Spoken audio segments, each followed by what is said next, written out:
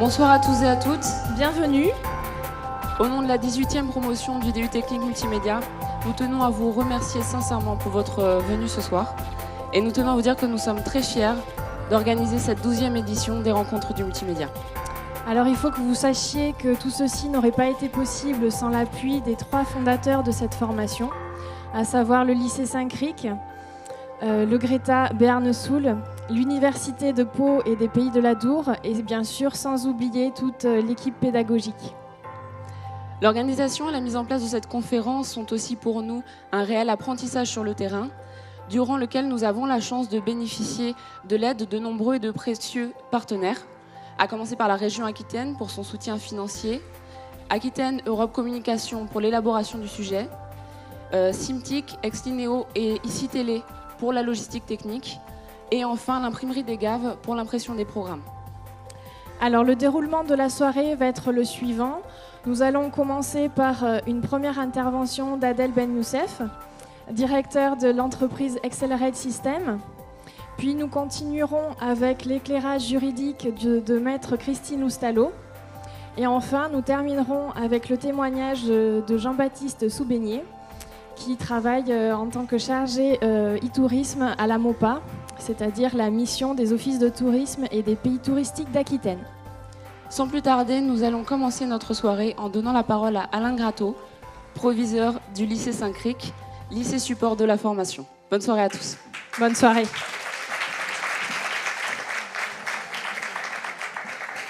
Bonsoir à toutes et à tous. Je voudrais intervenir tout d'abord pour vous demander d'excuser monsieur le directeur académique Philippe Coutureau, qui est actuellement en déplacement professionnel à Biarritz, et Alain Vojani, qui est le président du Greta Béarn-Soul et qui, lui, doit s'échapper très tôt ce soir sur Bordeaux pour une réunion très matinale. Donc, voilà, donc je suis très heureux d'ouvrir cette conférence. Féliciter encore cette promotion pour l'organisation dont on voit qu'elle est encore une fois impeccable. Remercier nos conférenciers. Je suis moi-même très curieux et très intéressé par le thème de ce soir, parce que c'est quand même quelque chose d'assez mystérieux pour moi. Voilà, Julien Green, dans le Léviathan, disait « Plutôt un ciel sans Dieu qu'un ciel sans nuages ». Alors méditez cette phrase avant et après la conférence. Voilà, bonne soirée à tous.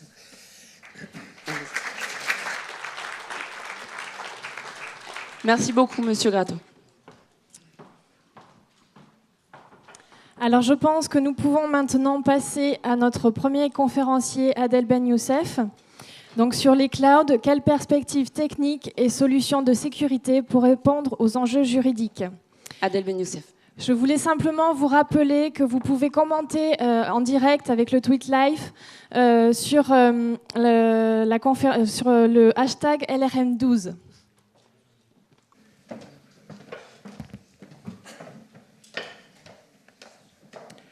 Bonjour tout le monde.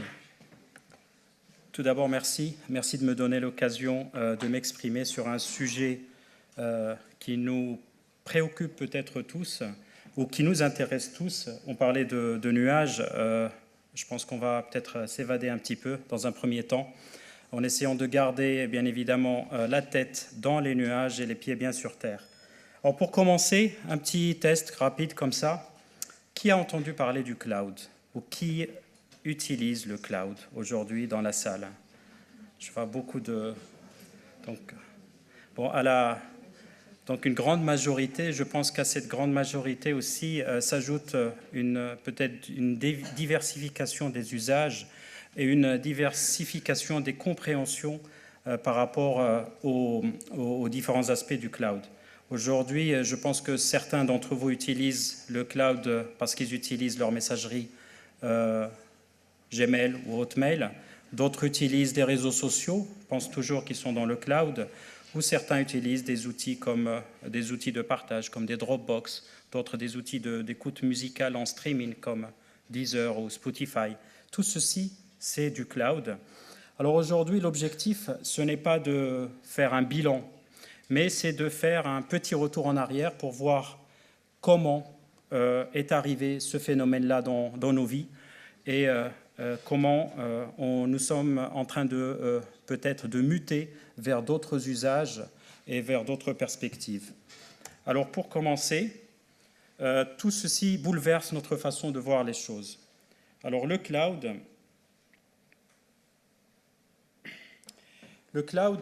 est apparu parce qu'on a commencé à regarder depuis le début de l'informatique telle qu'on la connaît aujourd'hui, c'est-à-dire depuis les années 60 et depuis l'apparition des systèmes d'information qu'on appelle des serveurs, on a commencé à regarder ce qu'on appelle des bases de données.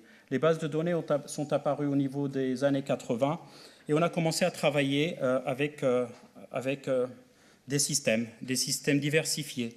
Et on a commencé à emmagasiner des informations sur ces serveurs-là et développer des mécanismes ou des programmes pour échanger avec elles. Mais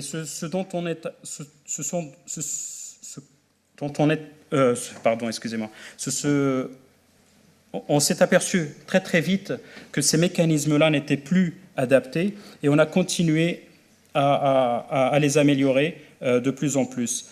Mais au moment où les entreprises évoluaient très très rapidement vers ce qu'on appelle un modèle piloté par la donnée, la réalité des entreprises est restée malheureusement ici. C'est-à-dire que notre système d'information est toujours cantonné à un système traditionnel. Alors, on va essayer de dresser un schéma très très rapide sur l'évolution des systèmes d'entreprise. Au début, donc, il y avait ces serveurs d'entreprise. Je pense que pour beaucoup, c'est quelque chose d'habituel. Vous les avez un peu partout. Et puis est apparu Amazon. Amazon, c'est l'origine du cloud. Amazon, en fait, qu'est-ce qu'il faisait? Amazon, tout le monde connaît Amazon, le site de e-commerce. Oui. Amazon, en fait, avait besoin d'énormément de machines pour traiter les commandes saisonnières. Toutes les commandes liées aux achats de Noël, toutes les commandes liées à certaines périodes de l'année. Donc, ils avaient acheté énormément de serveurs pour subvenir aux besoins commerciaux. Et ils se sont rendus compte très très vite que ces serveurs n'étaient pas utilisés le reste du temps, en dehors de ces périodes-là. Alors ils ont commencé à les louer à d'autres sociétés, à louer les espaces disques, à louer les ressources. Et ils ont eu donc cette idée de créer le premier système cloud, donc en fait de location ou d'hébergement de données. Donc, et depuis, le marché s'est développé. Aujourd'hui, le marché du cloud est estimé à 131 milliards de dollars. C'est des chiffres astronomiques pour moi, mais ça reste quand même des chiffres. Ce qui fait qu'il y a énormément d'entreprises qui se sont jetées sur ce marché-là pour proposer des services similaires. Vous reconnaissez sûrement certains logos qui sont Google, Microsoft, ou GoGrid ou Rackspace, qui sont les sociétés les plus dynamiques aujourd'hui dans la fourniture des clouds dans toute leur diversité. Et puis sans oublier qu'en France, depuis 2 ans maintenant, et depuis que le gouvernement français a décidé d'investir dans ce qu'on appelle le cloud français, 2 sociétés se sont créées qui sont CloudWatt et Numergy, supportées les unes et les autres par Orange et par SFR pour développer ce qu'on appelle le cloud souverain, c'est-à-dire un cloud franco-français qui hébergera à terme toutes les données publiques françaises, c'est-à-dire des administrations et les données des entreprises françaises pour justement échapper à certaines règles que je vais mentionner un petit peu plus tard. Donc l'évolution informatique des entreprises vers le cloud, qu'est-ce que c'est? Tout d'abord, ce qu'on appelle l'externalisation des infrastructures. Au début, les responsables informatiques et les entreprises se sont rendus compte que maintenir du matériel informatique, ça coûtait cher. Ça coûtait cher en maintenance, ça coûtait cher en renouvellement. Donc, ils ont eu l'idée d'héberger leurs données dans des data centers ou des centres de données. Donc, on appelle ça de l'IaaS ou l'ITaaS, c'est-à-dire qu'on va externaliser que la partie physique en dehors de l'entreprise et on y entrepose toutes nos données. Et on garde la maîtrise de toute l'information et toutes les applications. Et ensuite est apparu un autre modèle d'externalisation de données qui est ce qu'on appelle le Platform as a Service, c'est-à-dire on externalise le matériel, l'hébergement et les applications entières, on les externalise directement chez les hébergeurs. parce qu'on s'est rendu compte aussi que ça a apporté de nouvelles façons de travailler, une plus grande flexibilité et une facilité de mise à jour, par exemple, pour l'utilisation quotidienne sur tous les postes de travail. Et puis ensuite apparu un autre modèle qui est le SaaS. Le SaaS, c'est Software as a Service, c'est-à-dire que les entreprises n'achetaient plus de licences qu'elles entreposaient directement dans les data centers, mais elles louaient le service du logiciel de temps en temps ou le temps nécessaire pour leur développement. Donc elles louaient ces applications. Et puis très récemment est apparu un autre terme qui est le DaaS, qui est le Data as a Service. C'est un phénomène dont on va parler de plus en plus parce que là, on ne loue plus l'espace disque, le matériel, l'architecture et les applications. Et là, on est en pure location de la donnée elle-même. C'est-à-dire qu'on va descendre dans une granularité très très fine de traitement de la donnée. Maintenant, on va commencer à commercialiser une donnée particulière au niveau de l'entreprise. Donc tous ces phénomènes-là ont été accentués par ce qu'on appelle des phénomènes de big data. Alors qui aujourd'hui n'a pas entendu parler de big data? On n'ouvre pas un seul magazine, que ce soit dans la presse spécialisée ou même dans la presse généraliste, pour entendre parler de ces phénomènes-là. Ce qu'il faut savoir du big data, il y a des personnes qui sont familières avec ces termes-là dans la salle? Voilà, très peu. Voilà. Donc ce qu'il faut savoir, c'est que ce que je décrivais tout à l'heure dans le phénomène d'évolution des entreprises, on était dans une informatique ce qu'on appelait structurée. C'est-à-dire que ce sont des informaticiens qui développaient des mécanismes pour enregistrer l'information, des mécanismes pour échanger des données avec les systèmes d'information et pour nous permettre à nous d'utiliser ces systèmes-là. C'est-à-dire qu'on contraignait l'être humain à rentrer dans un cadre de traitement de l'information. Mais depuis l'apparition des smartphones, depuis l'apparition des tablettes, depuis l'apparition des réseaux sociaux et depuis l'apparition de tout ce qu'on appelle des matériels connectés ou de machines intelligentes, c'est-à-dire les caméras de vidéosurveillance, c'est-à-dire des capteurs en tout genre, des capteurs météo. Donc tout ceci a généré une masse d'informations très très très importante et qui était de plus en plus difficile à rentrer dans un cadre de traitement de données traditionnel. Et c'est ce qu'on appelle le phénomène du big data. Et aujourd'hui, la big data, c'est la capacité de certaines architectures informatiques à traiter de la donnée qu'on appelle non structurée. C'est-à-dire que les éléments qu'on y met ne sont pas formatés selon des formats bien déterminés par des informaticiens. Et la donnée non structurée, des exemples, on en utilise tous les jours. C'est quand vous êtes sur un réseau social, par exemple sur Facebook, et que vous publiez une image. Rien ne prédisposait ce réseau social à publier l'image. Maintenant, on publie des images, on rajoute des commentaires. Maintenant, l'image est géolocalisée. On peut rajouter des tags, c'est-à-dire de reconnaissance visuelle. On reconnaît des personnages sur les photos. Donc tout ceci, ça constitue cette masse d'informations. Et cette arrivée de big data va nous imposer. Juste une parenthèse, vous avez vu les chiffres? Plus de 2 trillions de gigas de données créées en 2012. Alors j'avais noté en petit, 1 trillion, c'est 10 puissance 18. 10 puissance 18.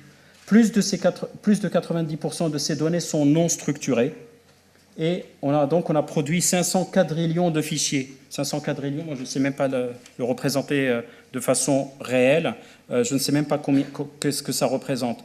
Mais ce qu'il faut se dire, c'est que dans ces 500 quadrillions de fichiers qui sont aujourd'hui dans la nature, c'est-à-dire sur le cloud, on a généré des données exploitables, échangeables. À chaque fois que vous envoyez un email avec votre smartphone, vous générez de la donnée, un fichier. À chaque fois que vous prenez une photo, que vous l'envoyez à un ami, c'est un fichier. À chaque fois que cet ami reprend la même information et la distribue sur ses amis, on crée des phénomènes de viralité, ce sont encore d'autres données. Et toutes ces données sont importantes. Et les indicateurs qu'elles emmagasinent ou qu'elles embarquent sont aussi importants.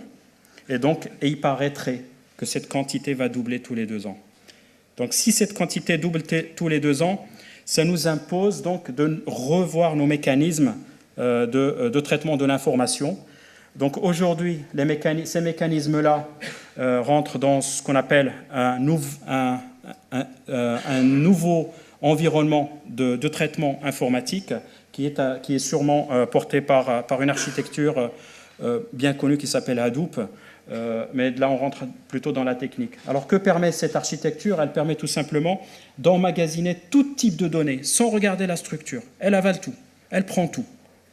Et de permettre, grâce à énormément d'outils, d'exploiter cette donnée, d'en tirer de la quintessence, c'est-à-dire de l'analyser, de la traiter et de la visualiser ou de créer des rapports pour qu'ils soient exploitables par l'être humain. Et donc, et toutes ces données aujourd'hui sont sur le big data.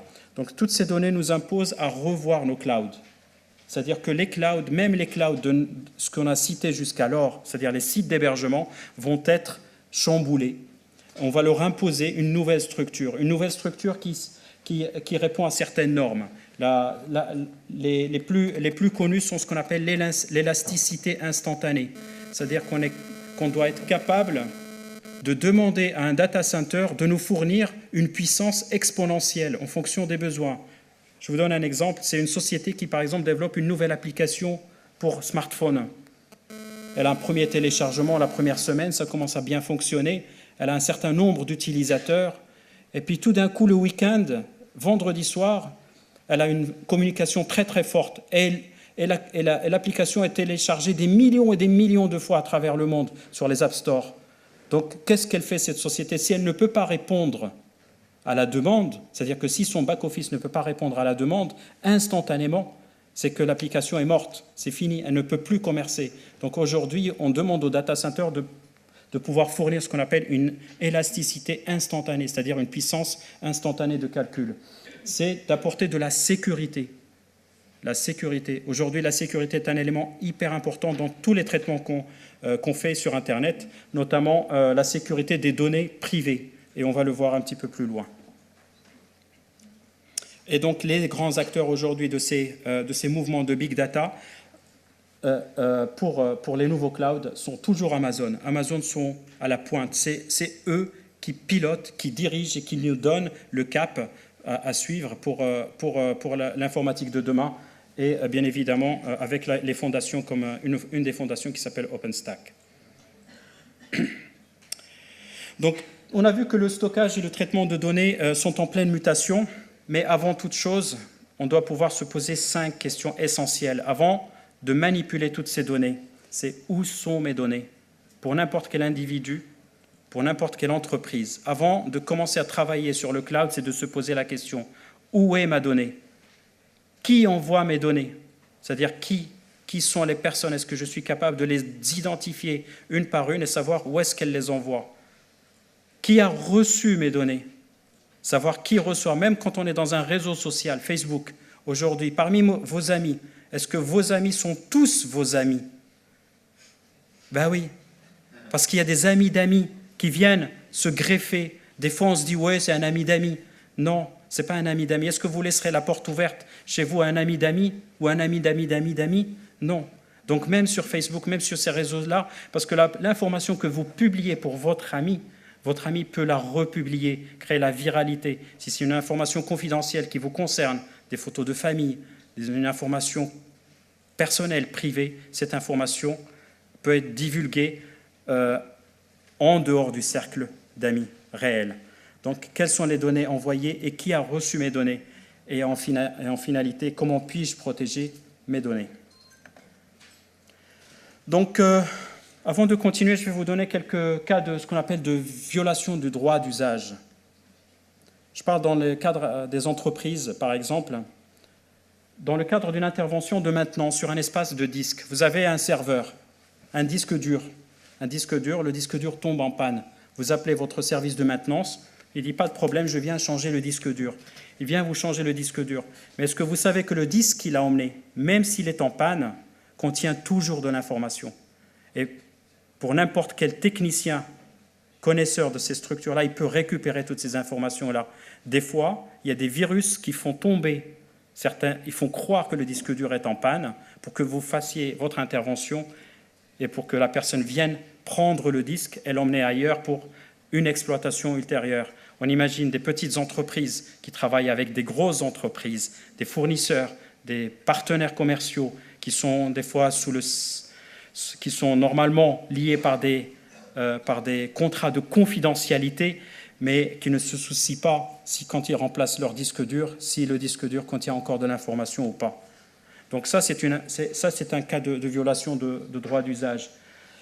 L'utilisateur qui copie des données sensibles sur un Google Drive ou un Dropbox, combien d'entre nous utilisons des Dropbox ou des Google Drive pour emmener un travail à la maison ou pour le trimballer plus facilement, parce qu'on n'a pas la clé USB de la taille suffisante pour copier le fichier, parce qu'on n'a rien sur nous. Et on se dit, tiens, c'est facile, je vais créer un espace Google Drive, je copie le fichier dedans, et puis après, je vais travailler à la maison.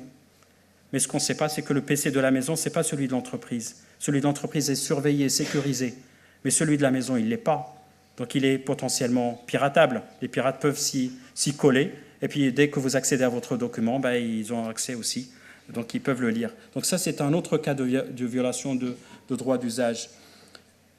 Et puis des cas intentionnels, les utilisateurs qui envoient des emails via les systèmes de messagerie. Donc tout ceci génère beaucoup de problèmes de sécurité de l'entreprise. Donc un service, donc on part de certains problèmes comme ça pour faire des postulats. Donc on peut peut-être penser qu'un service de sécurité efficace doit pouvoir bloquer cette violation et envoyer une alerte à l'administrateur de l'informatique et au propriétaire de la donnée. Aujourd'hui, quand il y a une contrefaçon ou une contravention à ces règles d'usage, seul l'administrateur, s'il a le système de sécurité approprié, reçoit le message. Mais les propriétaires ne reçoivent jamais les alertes nécessaires. Donc il faut peut-être penser à de nouveaux mécanismes de gestion de la sécurité. Donc on essaie d'imaginer aussi quelques cas de prévention de fuite d'informations. Les fuites d'informations, ça concerne tout. Les disques durs, ce qu'on disait tout à l'heure, les disques statiques. Protégez ce qui est sur votre disque dur pour vous assurer que rien ne sort de votre disque dur pour être exploité à votre insu. Quand vous êtes chez vous avec votre PC et que vous naviguez sur un site de e-commerce, il faut que vous soyez sûr que quand vous allez rentrer votre carte bancaire, le numéro de carte bancaire pour faire votre achat, que le site est de confiance et qu'il n'y a pas de virus sur votre poste de travail. Je suis en train de vous faire peur peut-être, mais ce n'est pas l'objectif. Mais c'est de la sensibilisation, c'est que vous soyez conscient qu'il y a des risques aujourd'hui. Les risques sont partout. Quand on ouvre son PC, on est déjà dans un contexte risqué si on n'a pas les outils nécessaires. Protéger les données en cours d'utilisation. Aujourd'hui, les pirates sont capables de s'interfacer même dans votre navigateur web pour voir ce que vous faites. Pendant que vous faites votre achat sur Cdiscount, je fais de la pub pour un e-commerçant de Bordeaux, pendant que vous faites votre transaction, vous achetez, je ne sais pas moi, une cafetière, il a déjà toutes les informations et il est en train de faire d'autres achats sur d'autres sites e-commerce parce qu'il a exactement toutes les informations pour valider ces transactions. Et les données en mouvement, c'est ce qu'on appelle les données en cours de transfert. C'est-à-dire que quand vous copiez des documents sur votre Dropbox ou Google Drive, assurez-vous qu'ils soient chiffrés. Chiffré, c'est crypté, protégé. Quand vous avez une clé USB que vous trimballez avec vous et que vous avez des documents confidentiels dessus, même une copie, un PDF d'une facture de téléphone est une donnée confidentielle parce que c'est la vôtre. Et il faut se dire que toutes nos données sont notre propriété. Personne n'a le droit de les utiliser. C'est notre propriété. C'est comme mon cahier, c'est comme un dossier, c'est comme mon cartable, c'est le mien. C'est comme mon sac. C'est comme mon portefeuille. C'est à vous. Personne n'a le droit de les utiliser sans votre accord. Donc une solution, par exemple, on peut imaginer qu'une solution de protection doit être capable de lire et de comprendre en temps réel les composants de l'information et appliquer les règles de conformité en cas d'infraction d'usage. Alors on va se poser 4 questions. Avant, on a dit qu'il fallait se poser des questions, mais on se pose toujours des questions. C'est qui peut accéder à la donnée, interne, externe. Il faut se poser toujours ces questions. Que peut faire la personne autorisée avec ma donnée? Quand la personne peut-elle accéder au système d'information et sur quel périphérique? Et donc, pourquoi on se pose les questions? C'est pour faciliter le travail en cas d'investigation ou de travail du juridique. Parce qu'aujourd'hui, le travail du juridique, quand il y a des fuites d'informations, des vols d'informations, quand il y a des conflits, parce qu'on considère que la personne a perdu ou a perdu de son information, son autorité sur son information, le plus difficile, c'est de trouver ce qu'on appelle le coupable. Pas de prouver qui est responsable, parce qu'on devrait être tous responsables de notre patrimoine informationnel, mais qui est coupable. Le coupable, celui qui a enfreint les règles. Et en cas de conflit avec les entreprises, entre les entreprises et leurs employés, il y a souvent ce qu'on appelle la recherche de culpabilité. Quand une personne utilise un email personnel au sein de l'entreprise pour envoyer des documents de l'entreprise, il est en infraction. Et donc il faut que l'entreprise puisse reconstituer la chaîne d'intervention. Et donc le cloud, qu'on a vu tout à l'heure, la capacité du cloud à traiter une masse d'informations monumentale va nous permettre d'apporter de nouveaux outils d'analyse pour apporter des preuves irréfutables en cas d'infraction d'usage. Donc, je pense que j'en ai fini. C'est le moment pour vous de me poser, par rapport à ces big data, vos plus grandes questions. Donc, si vous avez des questions, je suis à votre service. Sinon, il y a des questions aussi sur Twitter, si j'ai compris. Alors, on a à peu près 10 minutes pour poser les questions qui seront proposées dans le public. N'hésitez pas, vous avez toujours le tweet live avec le hashtag LRM12 pour aller poser vos questions, mais aussi vos remarques qui seront retransmises en direct dans la salle. Alors, est-ce qu'il y a des questions éventuellement ? Juste une petite chose, vous avez un QR code. Si vous avez des smartphones avec un lecteur de QR code, vous pouvez le flasher directement. Vous aurez un formulaire, vous pouvez m'envoyer des informations, des demandes directement.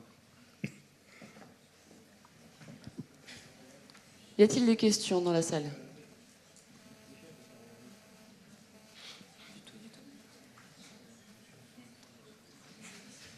Aucune question ? Ah.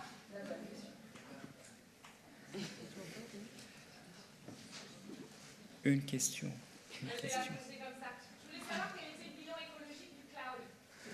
Oh là là, question. Alors, c'est une très bonne question. C'est une très bonne question. Vous remarquerez que, par exemple, si on part, bien évidemment, il faut tirer un bilan écologique. Aujourd'hui, beaucoup d'entreprises se dirigent aussi vers le cloud pour régler ce problème-là au niveau de leur bilan écologique.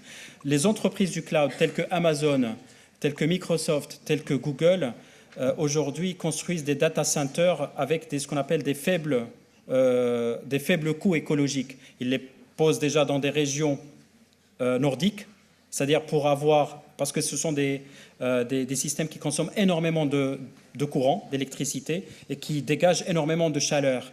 Donc il faut créer, si on les crée par exemple dans nos régions, ou dans la région Aquitaine, il faudrait créer des mécanismes pour les refroidir, donc pour empêcher ou pour réduire, on va dire, la facture énergétique, ne serait-ce que pour les refroidir. On les implante dans des régions, par exemple en Islande ou carrément au pôle Nord. Il y a aujourd'hui des études pour les implanter directement au pôle Nord. Mais je ne saurais pas vous donner de chiffres exacts. Mais si vous voulez, vous m'envoyez un email et puis je vous répondrai. Si je peux me permettre... Oui, pardon. Ça marche ? Oui. Si je peux me permettre, effectivement, vous avez sur le site de la Directe un document extrêmement bien fait quant aux tenants et aboutissants effectivement du cloud et qui pourra répondre pour partie à votre interrogation. C'est un document qui fait à peu près une 50aine de pages et vous pouvez y avoir accès très facilement. Voilà. Merci. Est-ce qu'on a d'autres questions éventuellement dans le public ? Oui. Merci. Vincent Lalanne, Université. Une question par rapport aux fournisseurs, aux providers de cloud. Oui. Il y a eu quelques affaires retentissantes l'an dernier, Mega Upload par exemple, le mois dernier en Angleterre, qui quand même fournissait du stockage pour la Banque d'Angleterre, pour services de sécurité sociale et autres, et qui ont fermé du jour au lendemain, l'un pour des problèmes de respect des droits d'auteur pour Mega Upload, qui stockait des films, mais qui stockait aussi des données d'entreprise, et les gens ont tout perdu du jour au lendemain. Peut-être en parlerez-vous tout à l'heure. et à demander des sommes exorbitantes aux prestataires parce que c'est une société qui a fait faillite et qui a demandé des sommes exorbitantes pour pouvoir récupérer des données. Alors, que pouvez-vous nous donner comme conseil? Parce qu'une société qui doit se tourner vers ce genre de technologie, qui est formidable, hein, vous avez parlé d'Amazon et autres, mais quelquefois, il peut y avoir quelques mauvais retours d'expérience. Oui, alors, par rapport au cloud, aujourd'hui, en fait, quand on se posait la question, c'est où sont mes données? La première question, c'est où sont mes données? C'est très, très important aujourd'hui, c'est une question cruciale. C'est pour cela que le gouvernement français, par exemple, s'est engagé dans ce qu'on appelle le cloud souverain. C'est vrai que dans un contexte de mondialisation, ça semble un petit peu contradictoire, mais c'est pour garantir, en fait, donner une garantie aux entreprises françaises que les données qu'elles vont mettre sur ces clouds, au moins respecteront au moins certains critères de rétro-cession d'informations. Maintenant, quand on est une jeune entreprise et qu'on veut se diriger vers le cloud, beaucoup sont tentés par le bas coût. C'est-à-dire qu'on va aller au moins cher. Parce que, voilà, on va aller au moins cher. Mais quand on va au moins cher, il faut se poser vraiment la question de où sont mes données. Il y a beaucoup de sociétés qui ont pignon sur rue, qui n'ont pas d'infrastructure réelle de cloud. C'est-à-dire qu'ils sont des hébergeurs, ils ont la capacité à vendre du service cloud, mais que derrière, on ne sait pas où est-ce qu'ils les hébergent réellement. Ça peut être dans d'autres pays, en dehors de la communauté européenne, ça peut être dans des pays qui n'ont pas bonne réputation, parce que ces pays-là, eux, se dotent justement d'infrastructures qui permettent de créer ce qu'on appelle... C'est ce qui est arrivé à Megaupload, réellement, parce que c'est parce qu'ils pouvaient mettre ces data centers dans des pays en dehors de certaines législations pour échapper à tous les problèmes de contrefaçon et de copyright qu'il a mis ces data centers un petit peu partout dans ces pays-là. Et c'est pour cela qu'il a été poursuivi, qu'il a été contraint de fermer. Et donc, ce sont les questions. Je vous invite à revenir sur la présentation et regarder très très bien toutes les questions. Et si vous avez besoin qu'on aille un petit peu plus loin dans le détail de chacune, je suis à votre service. Alors, je m'excuse encore une nouvelle fois. Oui. Parce qu'effectivement, le cas dont vous parlez, je le connais. Oui. C'est un cas que je vais aborder dans le cadre de la clause de réversibilité, d'anticipation du client, en fixant effectivement le coût de la réversibilité. Parce que ça a un coût, effectivement, mais il faut le prévoir avant qu'arrive le cadre de la cessation des paiements et d'avoir effectivement un véritable racket. Hein, voilà. Alors nous avons une dernière question ici. Oui, peut-être une question idiote, mais en quoi la taille des tuyaux, si j'ose dire, dans lesquels passent les données, peut contraindre ou au contraire développer le cloud? Ici, on a le bénéfice d'un déploiement de la fibre, mais j'imagine que ce n'est pas partout pareil. En quoi ça a un impact sur le déploiement du cloud? Alors, en fait, dans les problématiques qui se posent aujourd'hui quant au phénomène de la déferlante de la grosse donnée, hein, parce qu'on est dans la francisation, c'est la big data, en fait, il y a plusieurs critères qui rentrent en jeu. C'est bien évidemment la taille des tuyaux, mais c'est aussi la capacité des data centers ou des centres de données à emmagasiner ce type d'informations. L'objectif avec des architectures telles qu'on l'imagine à l'avenir, c'est une multitude de data centers qui vont jouer de rôle de complémentarité pour emmagasiner les données. Donc avec des répartitions, ce qu'on appelle des systèmes qui permettent la répartition de charges et la répartition de flux en termes de traitement de cette masse d'informations. Donc les mécanismes aujourd'hui qui sont mises en œuvre par des architectures, comme je les ai citées, par des sociétés comme OpenStack ou Amazon, permettent ce type de manipulation et permettent de contrebalancer justement les phénomènes de taille de tuyaux ou la capacité de certains serveurs, parce qu'elles permettent justement la répartition et l'automatisation des mécanismes de traitement de données. Oui, bien sûr. Après, on va passer au Twitter. Bonsoir. Le cloud tel que vous nous le présentez me semble être un système, une industrialisation du stockage et du traitement de la donnée. Quand il y a quelque temps déjà, on s'est rendu compte qu'en fait, il existait des supercalculateurs. Bon, il y a des supercalculateurs qui existent, mais on s'est rendu compte que faire travailler un nombre incroyablement élevé d'ordinateurs personnels permettait d'avoir aussi des supercalculateurs. Je crois que ça s'appelle du grid ou quelque chose comme ça. Et donc, vous nous parlez d'un système qui centralise. Alors enfin, j'ai l'impression tel que c'est présenté, alors que pour moi, Internet était justement quelque chose de très décentralisé, et que finalement, les données auraient très bien pu être découpées en petits paquets. J'ai même cru que le cloud, c'était ça. On pouvait découper nos données en petits paquets qui pouvaient être distribués n'importe où. Oui. Sur la technique de ce qu'on appelle du grid computing, il y a effectivement cette possibilité de distribuer ce qu'on appelle la puissance de calcul sur tous les PC de tout le monde. Mais ça pose beaucoup de problèmes en termes de propriété intellectuelle et propriété sur le document. Ça pose des questions de droit d'accès, de droit d'usage, plein de droits. L'idée, c'est que les data centers se sont constitués jusqu'on va dire dans les années 2005 comme étant des centralisateurs de données.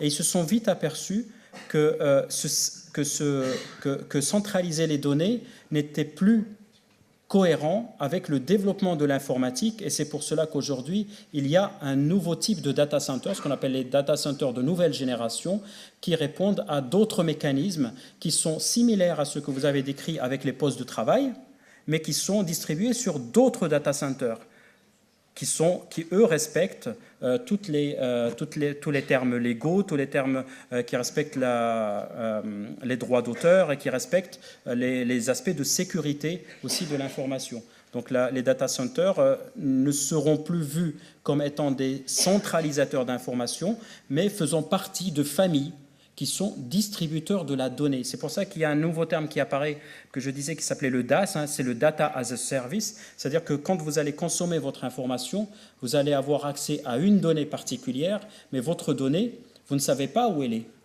concrètement. Vous ne savez pas si elle est sur ce data center ou celui-ci, vous savez qu'il sera sur un environnement qui est constitué de plusieurs data centers, mais qui, eux, respectent toujours certains critères de confidentialité, de sécurité et de redistribution de l'information. Est-ce que j'ai répondu à votre question? Merci. Très bien, merci beaucoup. Je pense qu'on va pouvoir s'arrêter là. Merci. Merci Adèle. Merci.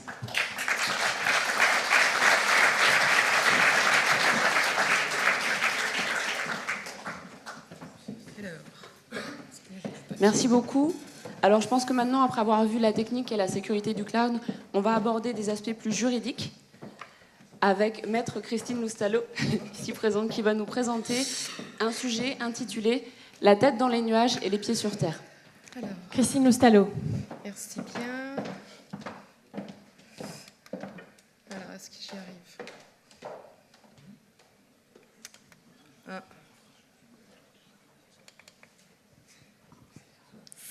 Bon.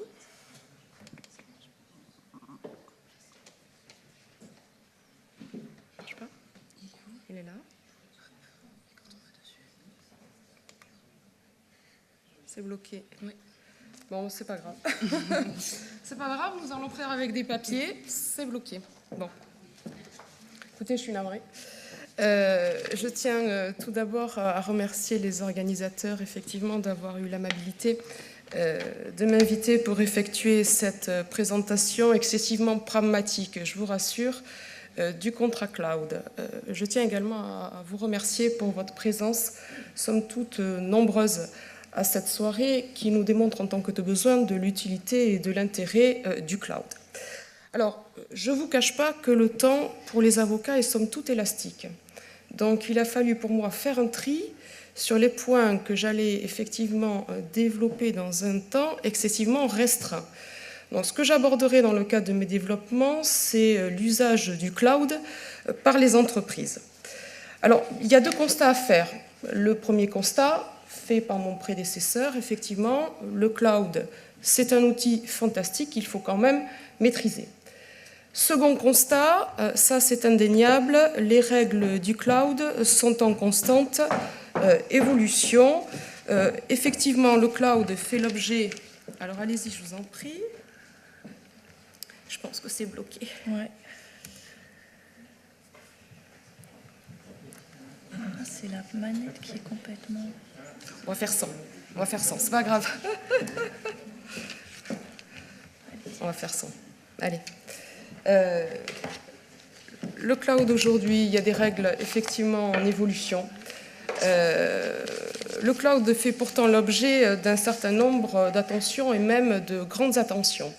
Alors, de la part tout d'abord, et ça vous pouvez aller sur le site web si vous le souhaitez, qui est relativement instructif, la Commission effectivement nationale informatique et liberté, qui a édicté un bon nombre de recommandations pour aider effectivement les entreprises à faire ce passage en douceur sur le cloud. Je vous invite, comme je vous invite effectivement d'aller sur le site de la Direct, à aller sur le site de la CNIL.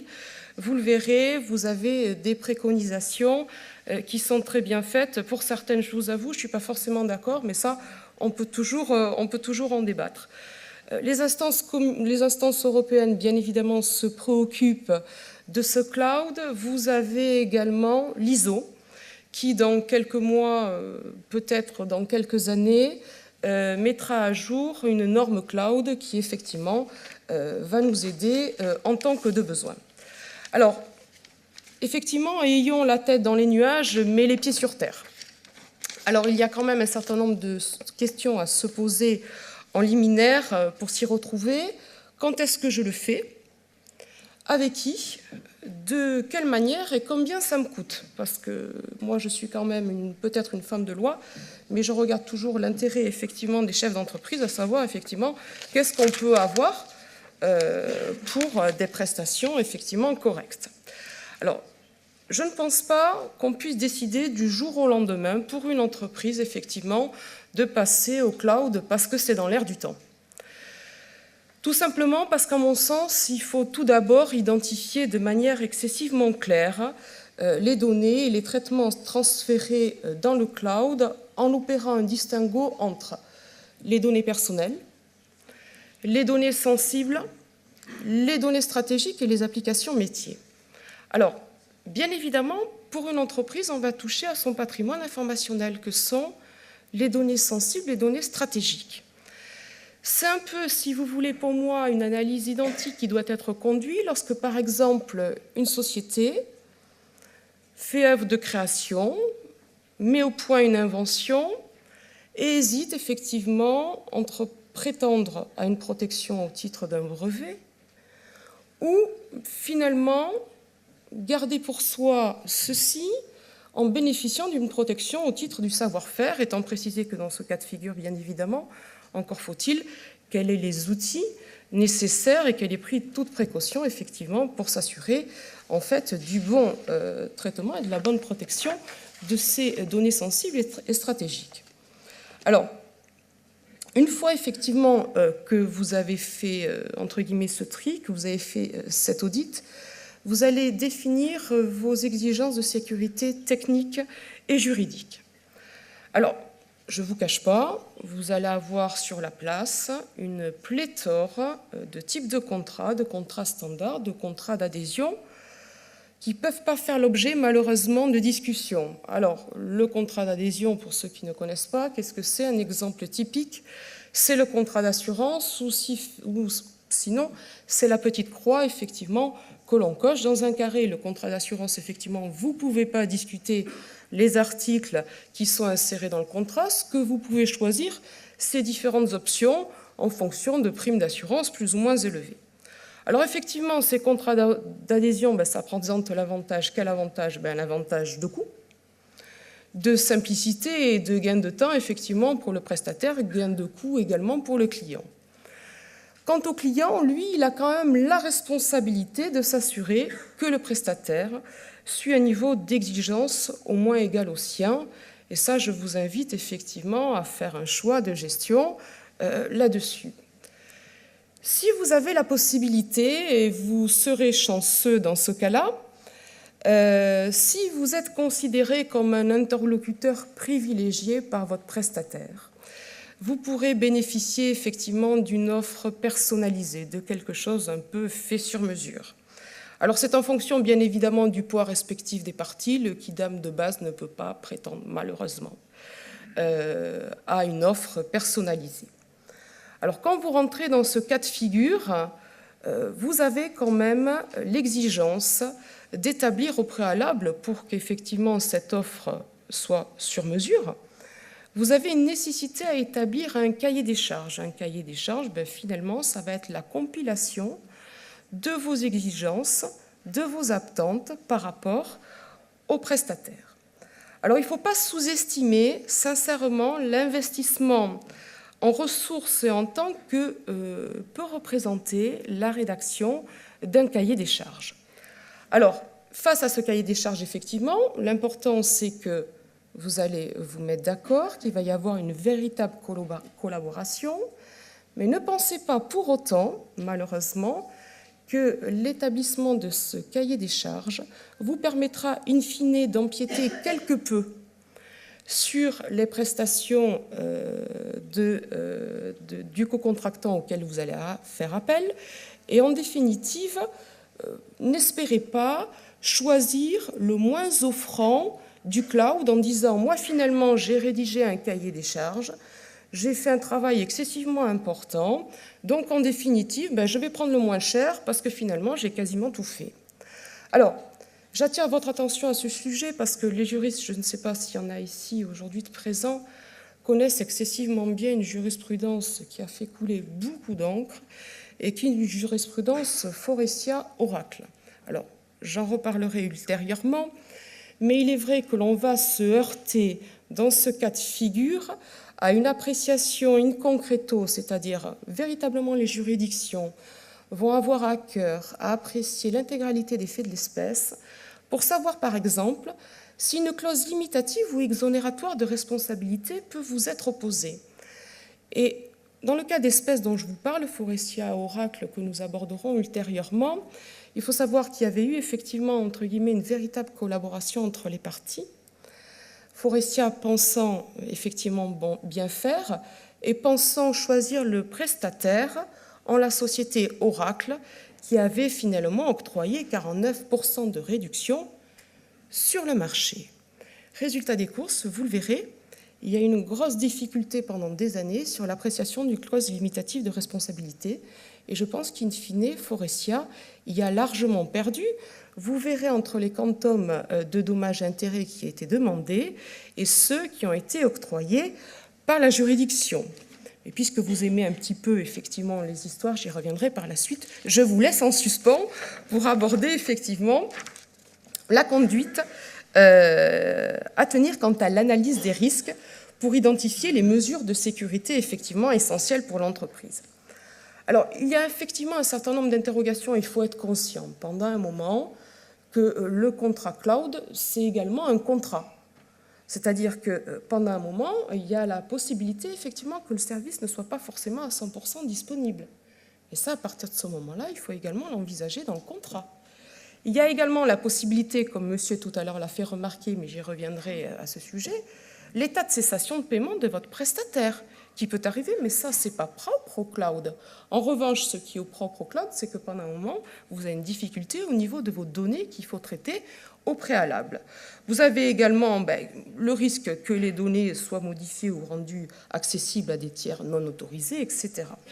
Tout ceci pour vous dire qu'effectivement, dans le contrat, il faut anticiper ces questions, il faut en être conscient, et il faut anticiper ces problématiques via des pénalités. Alors, une fois que vous avez décidé du bon moment, il va falloir choisir votre prestataire.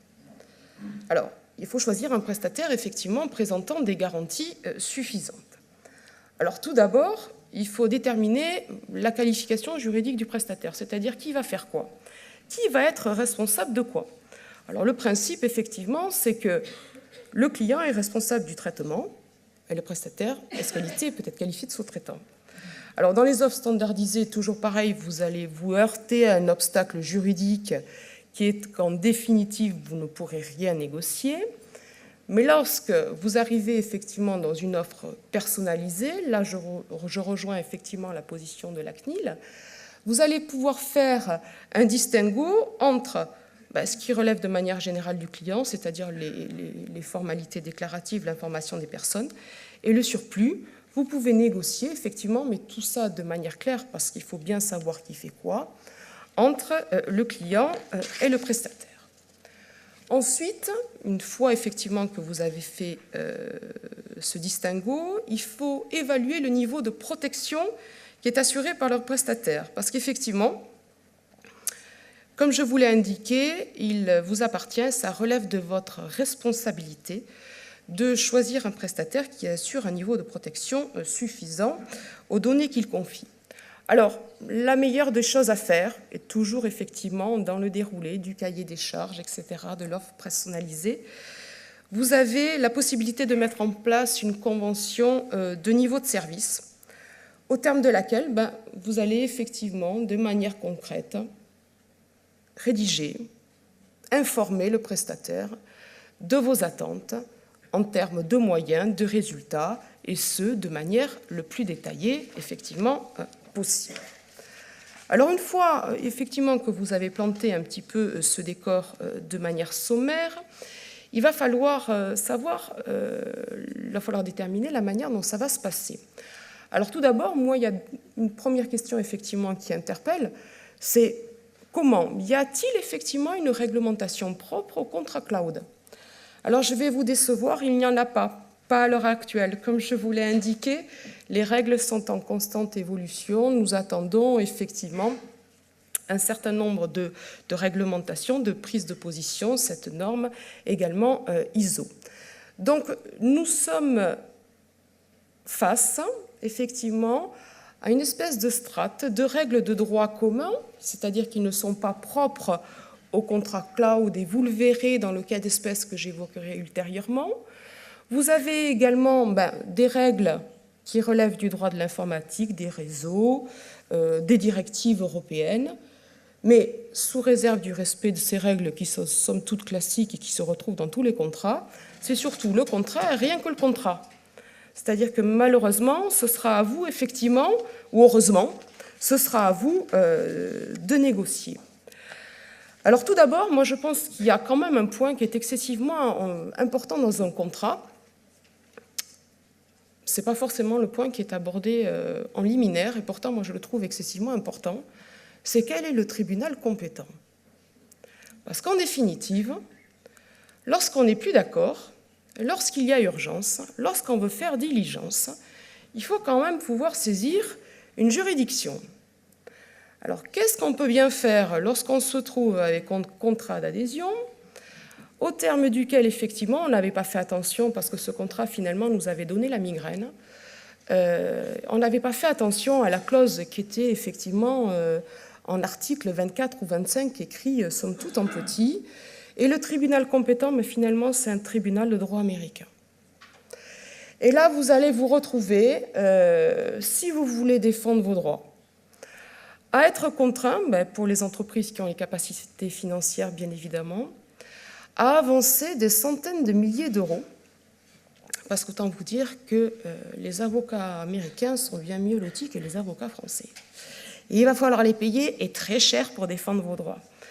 Donc, somme toute, bien évidemment, lorsque vous voyez ce genre de clause, vous l'acceptez ou vous ne l'acceptez pas, en tout cas, sachez que c'est un choix de gestion de votre part.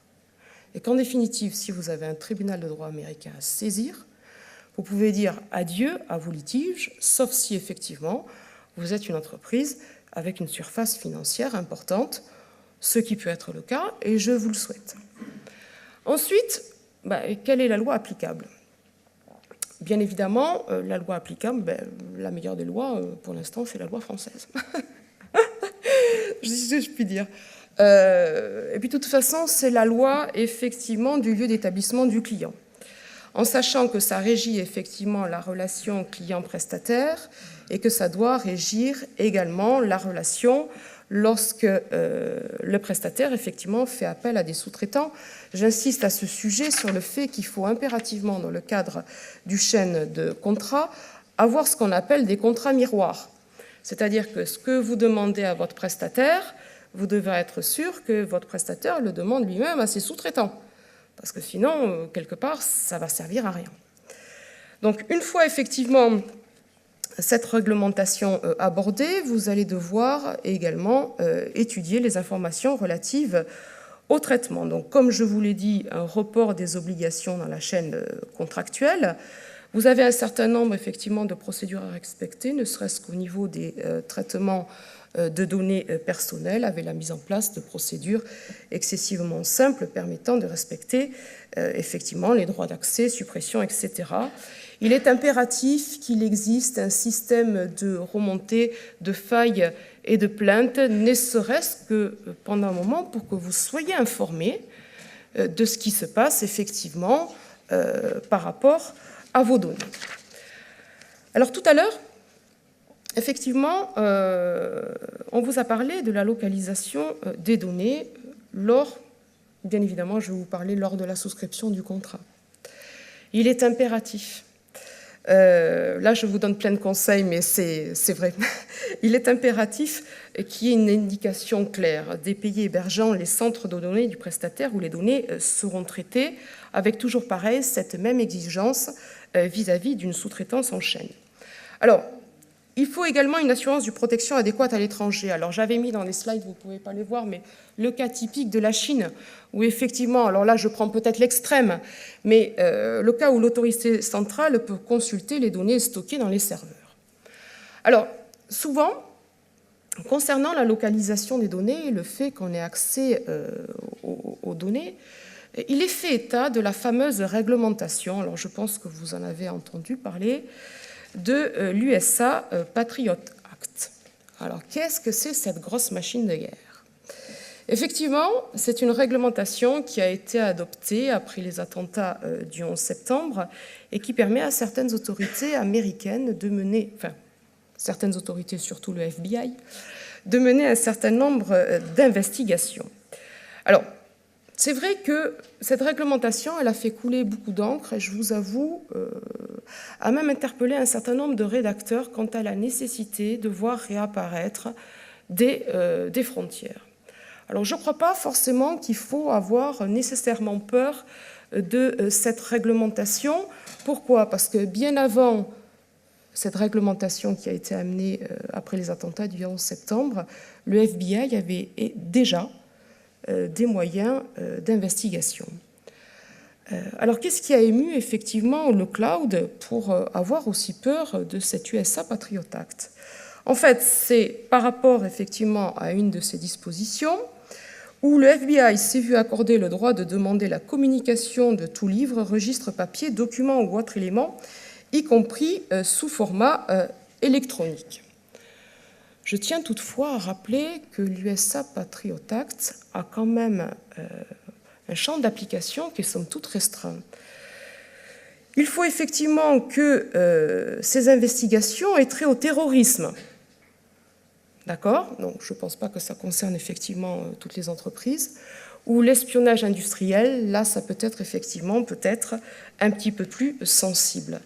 En tout état de cause, et si d'aventure les autorités américaines souhaitaient procéder à un certain nombre d'investigations, elles ne pourraient pas le faire ipso facto, elles devraient en tout état de cause respecter les normes propres, effectivement, et les procédures de coopération internationale. En fait, ce qu'il faut retenir par rapport à cette USA Patriot Act, ce n'est pas tellement la résurgence, si vous voulez, de frontières. Qu'est-ce qu'il faut faire? Il faut effectivement s'assurer que vous contractez avec une société qui est basée en Europe, en sachant qu'il ne faut pas que ce soit une simple succursale américaine. Ça, c'est important. Et que surtout, vous indiquiez que vous ne donnez pas l'autorisation que vos données soient transférées aux États-Unis. Donc il ne faut pas forcément, si vous voulez, faire grand cas de figure de cette réglementation, ce d'autant plus que vous avez en France, et ça peut-être un certain nombre de personnes l'oublient, des investigations qui peuvent être menées également par les autorités judiciaires. Alors, j'ai pris comme exemple quelque chose un peu de frappant qui relève du droit fiscal, mais qui va bien vous montrer effectivement qu'il y a un véritable pouvoir d'investigation en France. C'est une jurisprudence qui a opposé Google à l'administration fiscale. et qui a en fait donné lieu à une décision rendue par la Cour d'appel de Paris assez récente, le 31 août 2012. Alors, que se passe-t-il ? Vous avez une société de droit irlandais, Google, qui exploite la technologie dont est propriétaire la société de droit américain, Google. La société de droit irlandais conclut des ventes d'espaces publicitaires en ligne avec des clients français, en sachant que les deux sociétés Google sont liées par des contrats de prestation de services. Alors pendant un moment, il est vrai que l'administration fiscale s'est posé un certain nombre de questions, à savoir si la société de droit irlandais n'exerçait pas en fait en France une activité commerciale sans pour autant effectuer ses déclarations fiscales. Donc à partir de ce moment-là, l'administration fiscale effectivement a saisi le magistrat idoine et s'est vue autorisée à pratiquer un certain nombre de saisies. Alors c'est le résultat en fait qui est intéressant, c'est pas le modus operandi. Comment ça s'est passé ? Sur place, les agents verbalisateurs se connectent au réseau de Google France, puisqu'effectivement l'autorisation visait Google France et Google Irlande. Donc ils vont effectivement sur ce réseau, ils se connectent grâce au mot de passe communiqué par les salariés de la société française et ils ont pu saisir de manière parfaitement légale les fichiers stockés sur des serveurs situés, cette fois, à l'étranger. Donc effectivement, je veux dire, les investigations ne sont pas propres aux États-Unis, elles sont parfaitement envisageables en France et en tout état de cause respectent un certain nombre, effectivement, de procédures. Alors, je vous avoue que sur ce point, je ne suis pas forcément d'accord avec la CNIL, qui considère que le prestataire doit systématiquement informer le client de ce qui serait dans l'obligation, effectivement, de faire une copie des données, etc., et de les remettre à un tiers. Pourquoi ? Parce que tout simplement, dans notre cas de figure, par exemple, face à une procédure judiciaire, c'est le prestataire, je pense, qui serait fautif de dévoiler effectivement à son client les mesures qui sont faites, parce qu'en définitive, si vous voulez, à mon sens, ça contrevient à l'ordre public. C'est un peu la même chose lorsque vous aurez une clause identique d'autorisation dans le contrat, de nécessaire autorisation ou d'information par rapport au client, et si effectivement le client, pendant un moment, fait l'objet d'une procédure pénale. On voit bien pendant un moment qu'il y a une dichotomie entre cette préconisation de la CNIL et la réalité de la procédure. Alors, une fois que vous avez localisé les données lors de la souscription du contrat, vous vous posez la question de savoir est-ce qu'on peut transférer les données personnelles sans mon autorisation ? Non, en principe, vous avez effectivement une interdiction des transferts de données personnelles en dehors de l'Union européenne. Alors, hormis un certain nombre d'exceptions dont je vous ferai grâce, l'essentiel, effectivement, c'est qu'il y a un transfert vers un pays de destination offrant une protection adéquate. Une fois encore, à mon sens, c'est pour être informé des tenants et aboutissants, il convient de bien marquer ce que vous souhaitez dans votre contrat. Alors, mes données sont-elles en sécurité ? Effectivement, il vous a été répondu largement à cette question, puisque vous l'avez compris, les données sont dans les nuages, mais en fait, bien sur Terre. Donc, en définitive, les data centers doivent faire l'objet de mesures de sécurité. Il doit avoir effectivement une protection du site, il doit avoir également un chiffrage des données. Vous, en tant que client, vous devez avoir la possibilité de procéder à des audits, effectivement, pour vérifier que vos données sont sécurisées. Et enfin, d'une manière générale, via le contrat, effectivement, de niveau de service, vous serez assuré via les pénalités en cas d'infraction. Alors, on va quand même se poser la question de la continuité de service. Parce qu'il ne faut pas croire, mais ça comme chez tout prestataire, que vous allez avoir 100% de disponibilité 24 heures sur 24. Alors, à mon sens, il faut déjà l'accepter pour partie. Et à mon sens, il faut également anticiper. C'est-à-dire qu'il y a un impératif dans votre contrat à définir un taux de disponibilité global. Ça veut dire quoi?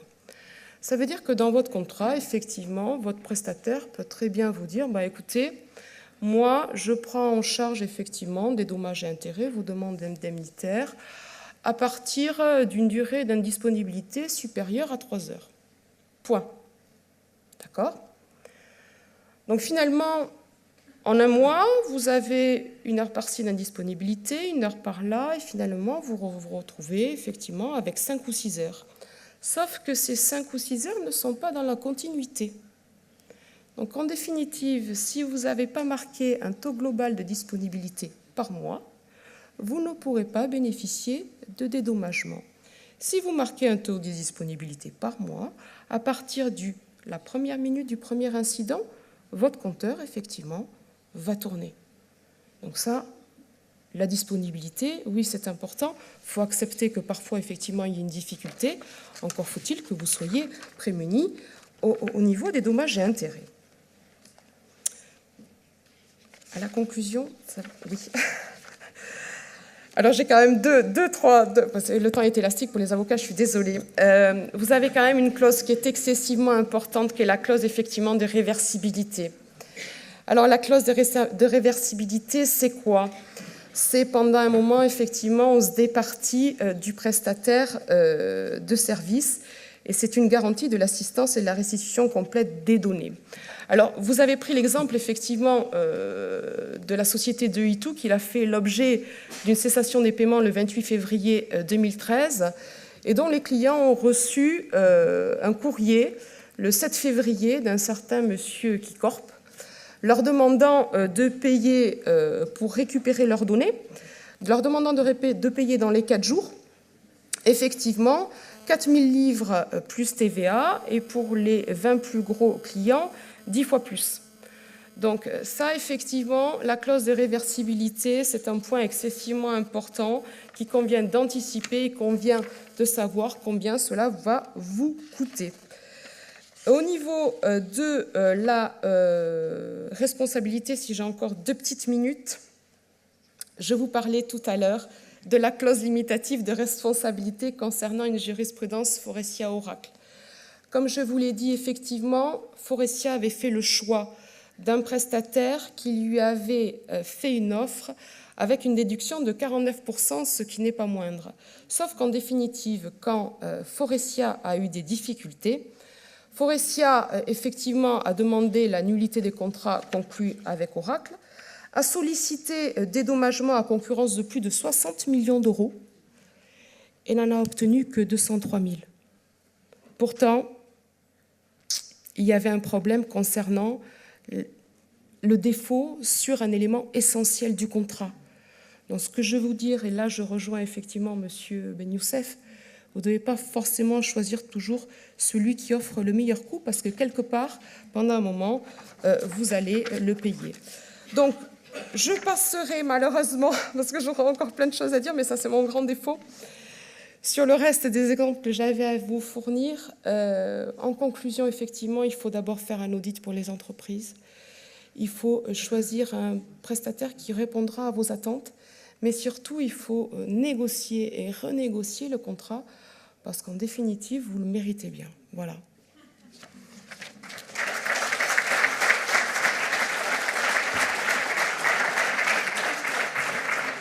Merci Christine. Je vous invite à regagner votre place pour répondre aux questions. Alors, y a-t-il des questions dans le public? Oui, non? Pas de questions sur? Ok. Je vais passer derrière toi.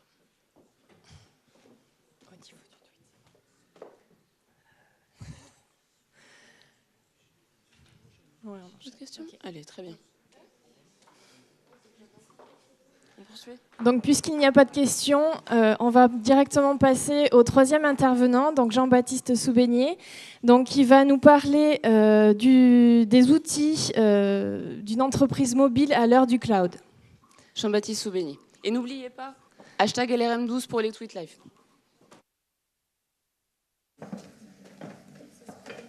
Impeccable. Ça marche. J'avais pourtant prévu le coup. La présentation était sur Dropbox, prête à être tweetée, mise sur clé USB en dur pour satisfaire aussi Adèle. Bonjour tout le monde. Merci à l'équipe d'organisation de nous donner la parole et de nous avoir invités pour témoigner sur les usages du cloud. Alors, des premières présentations, on va y mettre un niveau de cloud un peu plus limité, un peu plus les pieds sur terre à voir. Donc avec différents exemples que je vais vous présenter, notamment dans le tourisme. Alors à 3 niveaux de ma présentation. Tout d'abord au sein de ma structure. J'en dirai quelques mots pour contextualiser un peu la structure et combien on est et qu'est-ce qu'on y fait, etc. Au niveau des institutionnels du tourisme aussi, qui ont des missions d'information, de promotion, d'accompagnement, de collaboration aussi et d'accueil des visiteurs et d'animation du réseau des socioprofessionnels. Et aussi l'application donc dans le tourisme au niveau de la donnée, de la communication sur les accueils physiques, numériques et aussi sur la diffusion d'informations sur Internet avec toutes les données. Comme le précisait tout à l'heure Adèle, difficulté quand même de différencier cloud et données, big data. Et d'ailleurs dans le tourisme, le contenu, la data et la mine d'or. Donc je travaille à la MOPA pour Mission des Offices de Tourisme et Pays Touristiques d'Aquitaine. Donc on va s'arrêter à MOPA. Nous sommes une équipe de 6. En gros, on est une association qui représente et qui est la tête de réseau de tous les offices de tourisme d'Aquitaine, avec des missions de formation, des missions d'accompagnement de projets, des missions d'intervention, de sensibilisation, d'accompagnement. Donc sur le réseau aquitain, c'est plus de 200 structures. C'est 730 salariés, de nombreux partenaires à des échelles différentes. Ceux qui travaillent un peu en partenariat avec les institutionnels voient très bien de quoi je parle si je dis millefeuille administratif. Dans le tourisme, c'est pareil. Et donc, on travaille avec ces différentes structures sur du mode fortement collaboratif. Et c'est notamment via ces exemples-là que je vous propose ma présentation.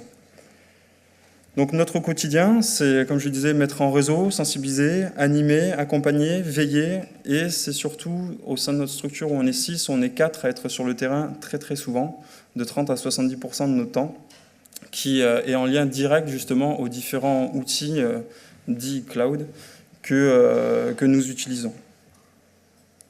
Donc ce temps passé sur le terrain, justement, ça nous a demandé à un moment de se poser des questions de comment on organise notre action et nos missions au travers de l'Aquitaine. Et on est souvent amené aussi à intervenir au-delà de la région. Alors on n'a pas été jusqu'à la rédaction d'un cahier des charges pour bien mettre en place nos données et où la mettre et comment les mettre en sécurité, parce qu'on considère aussi qu'on n'a pas forcément... on n'est pas forcément une entreprise avec des données qui ont un gros besoin de sécurité, mais je comprends tout à fait après l'argument que toute donnée est personnelle et doit être mise en sécurité où on les stocke. Donc je vous propose outils et usages dans une entreprise mobile, donc c'est nous, la MOPA, à l'heure du cloud.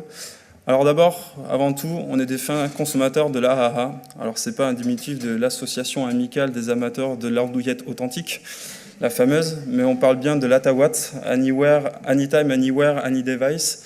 On a besoin en gros d'avoir accès à la donnée tout le temps sur n'importe quel support. Et notamment pour ceux qui sont un peu en veille vraiment sur le cloud, on voit vraiment l'opportunité de développement économique et stratégique de développer toute la stratosphère nuagique du cloud sur les différents supports et notamment sur la mobilité.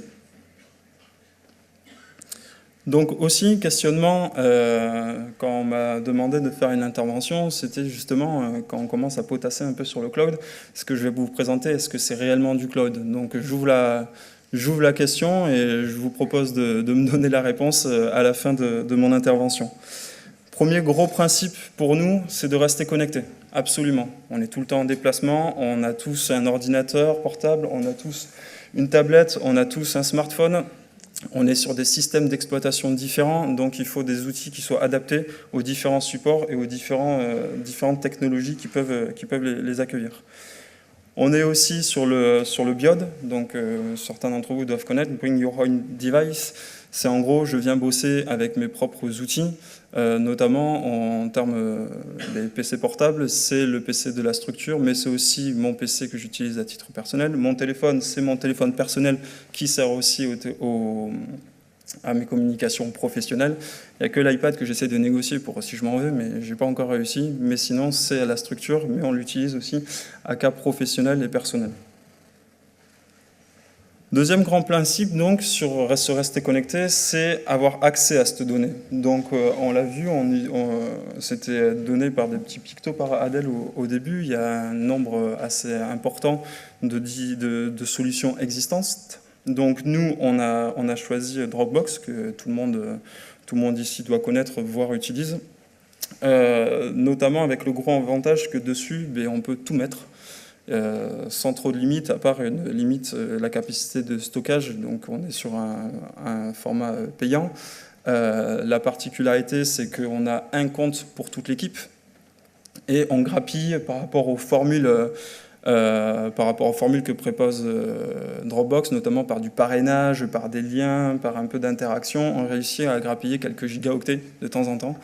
Mais pour l'instant, on est 6 à travailler dessus, il y a tous les dossiers de la structure et on n'est toujours pas arrivé une seule fois aux 100% de capacité de stockage, d'où l'utilisation et la satisfaction sur cet outil. Autre satisfaction aussi, c'est que justement, c'est mis à jour en permanence. Là justement, avant de partir de ma structure, j'ai mis ma présentation sur Dropbox. J'arrive ici, je peux la consulter vite fait avant de vous faire la présentation. On n'aurait pas eu de connexion, je vous aurais tweeté la présentation et ceux qui étaient équipés en téléphone mobile, autre point positif, c'est que c'est adapté justement aux outils mobiles, vous aurez pu le consulter avec moi en direct lors de ma présentation. L'autre avantage aussi, c'est que ça permet, comme des outils sur WeTransfer ou des choses comme ça, qui permettent d'envoyer des gros fichiers et de les partager avec ses collaborateurs, mais aussi ceux qui ne sont pas forcément sur Dropbox. Autre outil utilisé, archi connu et sûrement utilisé par de grands nombres d'entre vous, c'est Google Drive avec toute sa suite Google, où là aussi on l'utilise à titre de toute la structure. Je vous donnerai des exemples d'utilisation et certains d'entre vous vont sûrement s'y retrouver assez facilement. Et on l'utilise aussi à titre pro mais individuel pour stocker un certain nombre de données, avec la limite là aussi d'être sur des outils gratuits mais avec une limite d'espace de stockage. Google Drive étant limité à 5 gigas si je ne me trompe pas, et avec des formules payantes pour augmenter la capacité. Autre outil qu'on utilise beaucoup aussi, là aussi pour le professionnel, mais dans le cadre à titre individuel et non pas sur un compte business qui existe aussi pour Evernote. C'est donc Evernote qui permet d'envoyer beaucoup d'informations, de prendre des notes en permanence, de les alimenter par des notes vocales, aussi des images, etc. Je ne rentre pas forcément dans le détail de ça. Qui connaît Evernote ici ? Oui, quand même. Donc c'est là aussi la limite de cet outil-là, ça va être encore la capacité de stockage. On revient au débat qu'on a eu tout à l'heure, la donnée, où c'est qu'on la stocke et à quelle quantité. Là, on est sur une version gratuite où on est sur du 1 giga d'octet. Et parallèlement à ça, cette semaine, là aussi, pour ceux qui sont en veille dessus, il y a Google qui a fait une petite sortie très rapide, qui a mis en ligne un service pas plus de quelques heures, qui va être directement, ce qui est annoncé comme directement le futur concurrent de Evernote. En vous disant ça, je me rends compte que j'ai mangé le nom. J'essaierai de vous le retrouver avant la fin de mon intervention et je vous dirai ça. Mais voilà, je vous invite à télécharger ou à utiliser Evernote, c'est très très utile. en termes de prise de notes très rapide et qui se met à jour sur tous les supports en même temps. Si je rédige sur mon ordinateur, en même temps, c'est en train de se mettre à jour sur mon PC, sur ma tablette et en même temps sur mon téléphone. Si je le rédige et que je suis en hors connexion, je rentre au bureau, je me connecte, hop, ça se met directement à jour et j'ai toutes mes notes de ma réunion, ou etc. sur mes différents supports. Troisième grand principe dont nous, on a besoin dans notre structure, c'est de planifier. Toujours sur le côté, on est toujours en déplacement, on est nombreux. Ça marche aussi pour de nombreuses structures. Et pour ça, on utilise encore du côté de chez Google, le fameux Google Agenda. Qui c'est qui utilise Google Agenda ici ? Ouais, la moitié à peu près. Donc ça nous sert évidemment pour planifier tout ce qui est les déplacements des équipes, planifier les réunions, mais c'est comme aussi ce qu'il peut y avoir sur Outlook et compagnie. Donc ça me rassure, Adèle en début d'intervention a dit Gmail et tout ça fait aussi partie du cloud, donc on commence à répondre à ma question un peu cloud ou not to cloud. Et ça permet aussi, le Google Agenda, de planifier nos publications, car sur les réseaux sociaux ou encore dans nos newsletters et tout ça, on est tous producteurs de contenu dans ma structure, et on se fait donc un planning des publications. On lit ça à un web service qui s'appelle Doodle, qui permet de planifier à plusieurs aussi des événements ou des rencontres. Et en un mail, on envoie un seul mail, et sur ce mail, on donne accès à tout le monde pour dire « Ah ben je suis disponible lundi matin, moi c'est plutôt le mercredi après-midi ». On prévoit 2-3 dates, et comme ça, à la fin une fois que tout le monde a validé ses disponibilités, on définit en une fois, sans donner 50 coups de téléphone et sans déplacer 3 fois la réunion, justement le lieu et la date de la réunion. On l'utilise aussi en gestion ressources humaines. Pour planifier, on utilise le service web qui s'appelle Wufoo, qui crée des formulaires en ligne qui sont après intégrables sur des sites internet, tout simplement avec juste un copier-coller de code très simplement fait, sans devoir être un programmeur ou un développeur. Associé à un site comme Jimdo, on intègre ce code-là et on se retrouve très rapidement avec un site de gestion interne de prévoir ses déplacements, ses congés, ses récup, etc. Et ces demandes-là, par un formulaire en ligne, sont envoyées directement dans la boîte mail de notre directeur qui valide ou pas les déplacements et qui peut suivre où on est et aussi gérer les problématiques de récupération, etc. Ce logiciel aussi nous permet de gérer, comme je vous disais en introduction, on est beaucoup sur de la formation. En tout, on fait 220 journées de formation sur une année, donc autant de jours ouvrés que de jours de formation. Et donc ce logiciel-là nous permet justement de gérer toutes ces inscriptions tout au long de l'année en l'intégrant directement sur notre site internet. Quatrième action autour de ce cloud, c'est celle qui nous intéresse le plus, c'est justement le côté collaboratif que permet tous ces outils en ligne. Notamment, on retrouve encore le fameux Google Doc, mais il y en a d'autres. Notamment souvent en réunion, on se retrouve à tous gratter sur sa feuille de papier les idées qui sont données pour faire le compte-rendu. Là, nous, sur nos réunions d'équipe et même les réunions maintenant qu'on fait à l'extérieur, si on est plusieurs à y aller, on se partage un seul document via le Google Doc et toutes les notes sont prises sur un seul document unique et on n'a pas besoin de repasser encore une heure à croiser nos infos, à discuter, à faire sortir le relevé de décision. Là, directement, pendant la réunion, on traite et on se pose des questions directement via ça. Je ne reviens pas sur le côté newsletter parce qu'évidemment, ça nous permet d'éditer, de rédiger tous les articles qu'on veut mettre en place avant de les valider et de les publier. Ça nous permet aussi, comme vous l'avez vu, on travaille auprès de 200 entreprises, mais ça fait aussi beaucoup de bases de données en termes tout simplement de contacts ou de changement de personnes qui travaillent dans les structures. Donc cette base de données via Google Doc nous permet de mettre à jour une seule information dont tout le monde a accès, qu'un certain nombre de partenaires réduits ont accès parce qu'on leur partage aussi, et une seule base donc dans 5-6 structures qui peuvent avoir accès à ces informations. Ça nous permet aussi de faire des enquêtes de satisfaction avec toute l'offre autour des Google formulaires.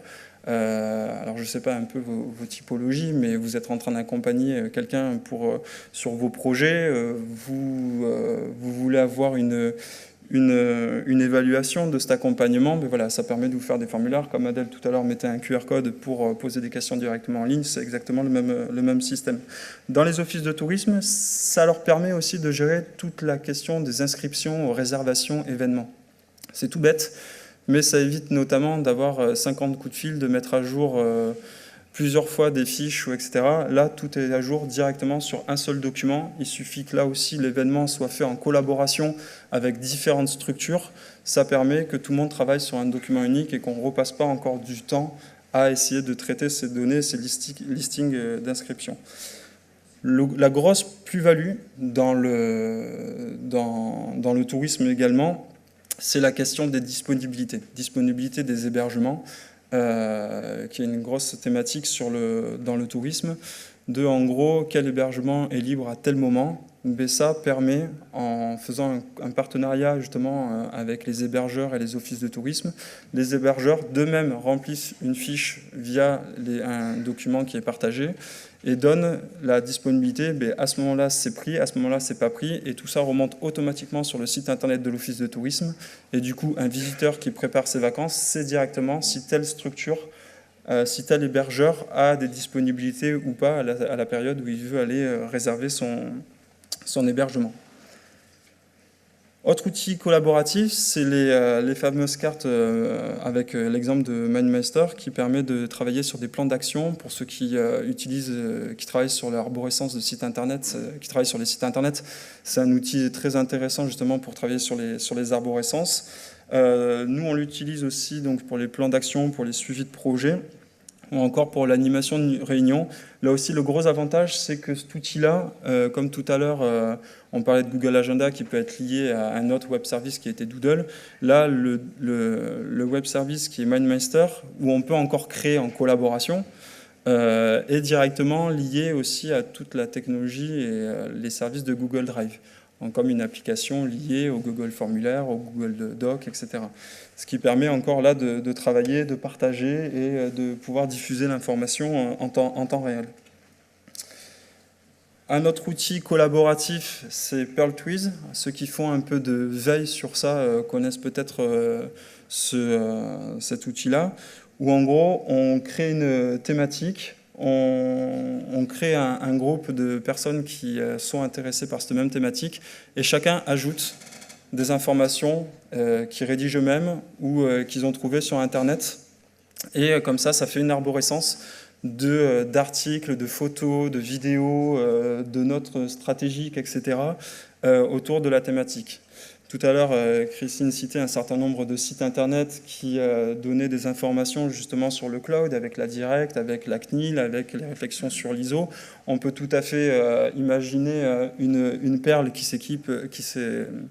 s'intitule le cloud et le juridique. Et là, avec 2-3 collaborateurs, on rajoute des informations, un centre de ressources directement en ligne, sans devoir avoir la donnée comme ça, adaptée aussi sur les différents supports mobiles, tablettes, etc.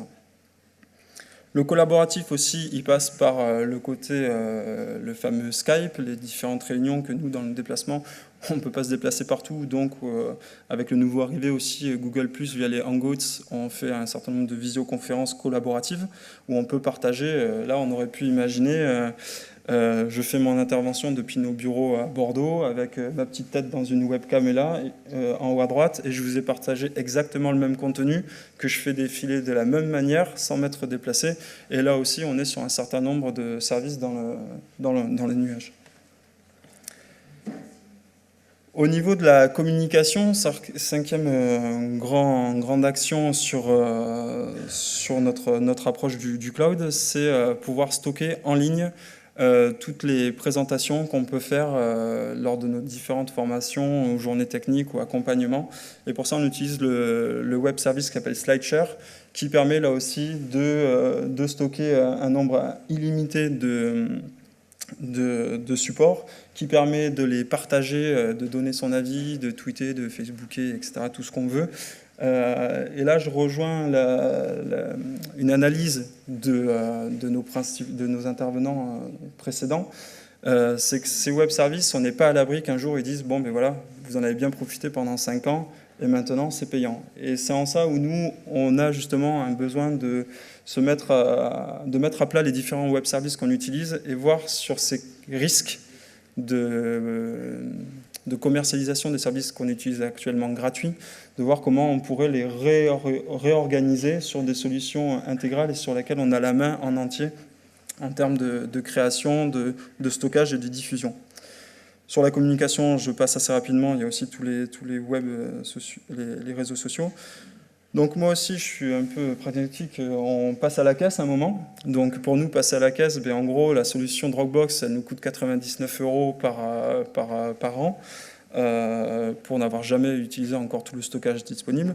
Pour Wufoo, on est à 299 $, pardon, je parle en dollars, par an, sur une solution qui nous permet de gérer notre fonds de commerce, à savoir les formations.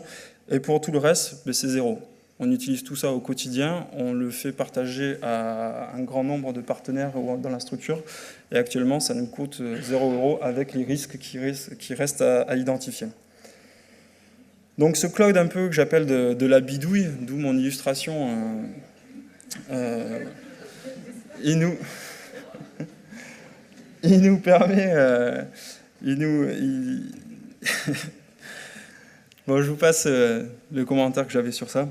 Pour passer directement aux enjeux et applications dans le tourisme, du point de vue justement de nos acteurs qu'on accompagne, qui ont donc des missions d'accueil, d'information, de promotion ou d'accompagnement mise en réseau des prestataires. Assez rapidement, dans le tourisme, pour mettre un peu un cadrage, on parle du cycle du voyageur, sur qu'est-ce qui se passe avant son séjour, pendant son séjour et après son séjour. Et on est sur des questions de avant, il va rêver, rechercher, comparer, planifier. On retrouve quelques termes qu'on utilise nous au quotidien dans nos structures, mais aussi réserver, acheter, puis dans l'Internet de séjour, on retrouve encore, il va à nouveau comparer en ayant accès directement à de la donnée via son smartphone ou via les différents sites Internet. Et il va pouvoir réserver directement, acheter en ligne. Ça rejoint les questions dont on parlait tout à l'heure sur le e-commerce. Dans le tourisme aussi, on a vécu les évolutions. Pour beaucoup d'offices de tourisme, c'est des révolutions numériques, à savoir, on a parlé du web, puis est arrivé le web 2.0, le partage total, puis la mobilité, et maintenant on est sur la connexion permanente, le besoin constant de vouloir être connecté dans les transports, chez soi, au bureau, pendant les conférences. J'ai vu un certain nombre de tweets passer, donc je sais que vous étiez connectés. L'enjeu pour le tourisme, à travers tout ça et ce cycle du voyageur, ça va être justement de se repositionner dans cette diffusion de l'information et de la contrôler et d'assurer derrière une continuité de service, d'expérience aux clients. Pour ça, il y a eu différents concepts qui sont sortis ces 2 dernières années, notamment le Solomo en 2011. Je pense que un certain nombre d'entre vous ont dû en entendre parler. Solomo pour le social, le Lo pour le local, tout ce qui est géolocalisation, et le Mo pour la mobilité, avec les différents outils qu'il peut y avoir en mobilité. En 2012, on a parlé du taux d'acclos. Alors là, c'est Frédéric Cavaza, spécialiste des thématiques e-tourisme, qui avait sorti ce contexte. Derrière ça, on a le touch, le tactile. On a la data, on retrouve ce qui a été donné tout à l'heure. Et on a le clos, évidemment, pour le cloud. Et tout ça est toujours aussi dans l'enjeu et allié au Solomo. En 2013, il n'y a rien qui est sorti, mais il y a énormément de choses qui tournent autour des objets connectés. De justement permettre d'avoir de la donnée sur du mobilier urbain, sur des lunettes connectées, sur des chaussures connectées, sur des montres connectées, et avoir un certain nombre comme ça d'informations qui arrivent sur les différents outils. Donc comme je vous le disais aussi en intro, évidemment dans le tourisme, derrière ce cloud, c'est aussi, il y a de la donnée, et dans le tourisme, le contenu, c'est la mine d'or. En Aquitaine, on a le système d'information régional, régional touristique d'Aquitaine, appelé CIRTAQI, rien à voir à la Grèce. Derrière ça, on récupère l'information des hébergeurs, des restaurateurs, des événements, etc. Les offices du tourisme traitent cette information, l'éditorialisent, la relance dans une grande base de données donc, qui s'appelle Sirtaki. À côté de ça, il y a aussi d'autres acteurs institutionnels qui mettent de la donnée. Et cette donnée-là est retraitée et rediffusée sur les différents supports, sites mobiles, édition, aussi print, qu'il ne faut pas oublier dans tout ça, sites internet ou encore des sites de partenaires comme Idées de sortie, on retrouve l'agenda, ou Sud-Ouest, ou etc. Derrière, en gros, si je fais un événement, la fête de Pau, ouais, je n'avais pas d'exemple en tête, il va y avoir une personne qui va écrire toute l'information sur les prix, les horaires, l'accessibilité, le site internet de l'événement, etc. Et l'information va pouvoir potentiellement se retrouver sur X centaines de sites avec une seule saisie. Et donc derrière, on retrouve tout l'ensemble de l'offre touristique aquitaine, 750 personnes qui travaillent à mettre à jour cette donnée pour qu'elle soit redispatchée sur les différents supports pour une information claire, unique et de qualité pour les clientèles. Cette base de données, elle est liée aussi aux informations et aux différentes photos, publications, etc. qui sont mises sur les différents réseaux sociaux.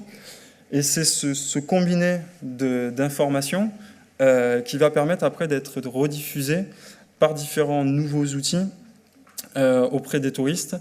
On va parler aussi qui va pouvoir être diffusé avant et aussi pendant le séjour. Pendant le séjour, on va parler du concept de l'Internet de séjour, justement.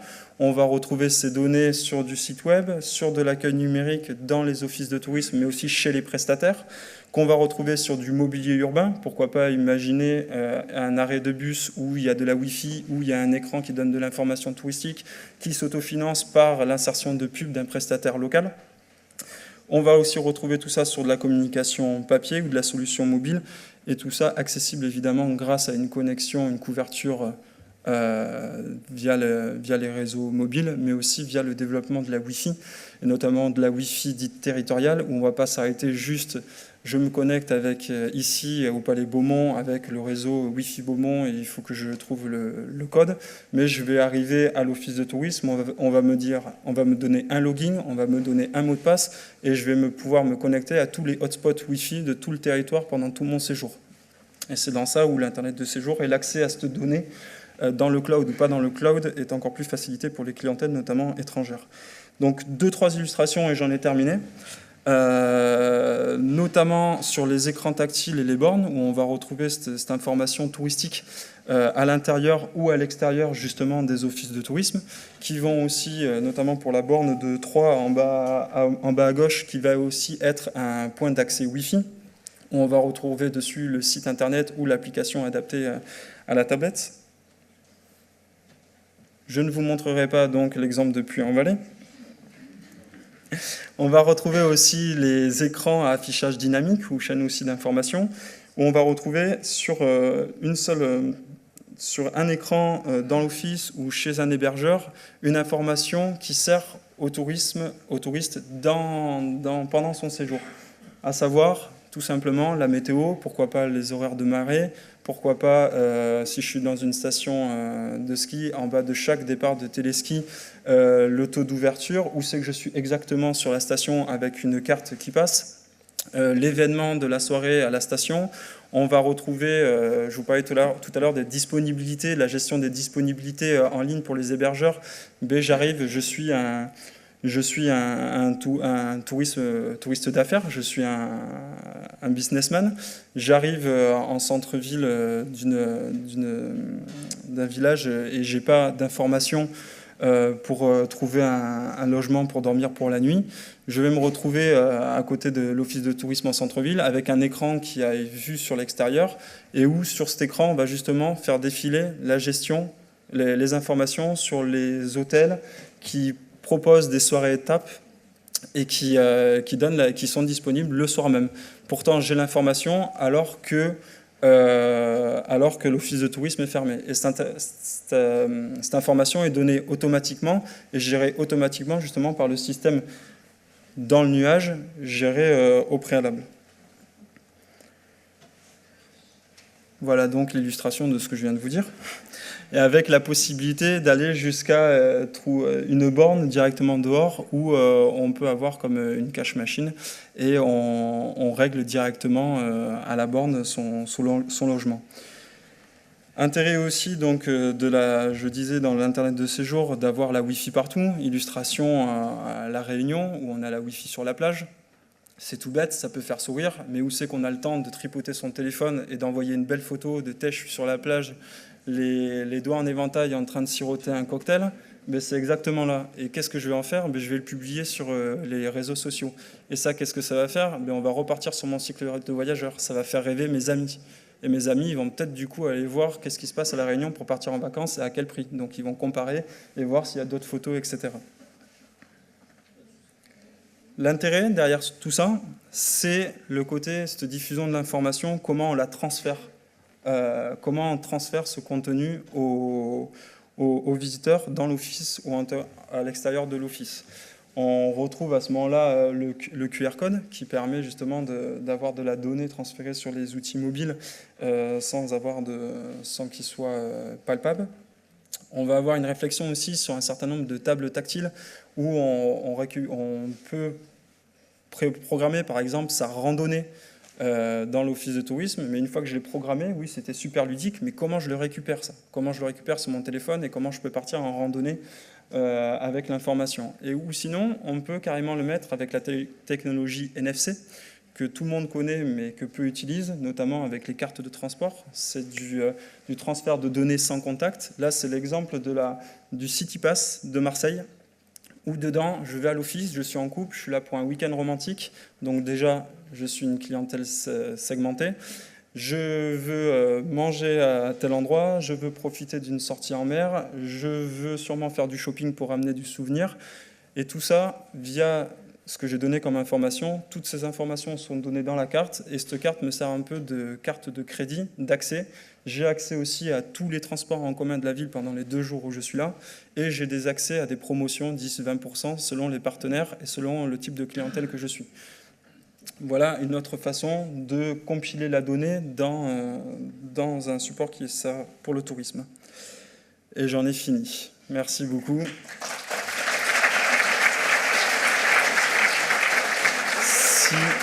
Si vous avez des questions, n'hésitez pas. Et j'en ai une petite dernière pour la route. C'est au cas où qu'on me parle de la sécurité et des droits et usages sur les photos. Elles sont toutes là en libre droit d'accès sur notamment Flickr.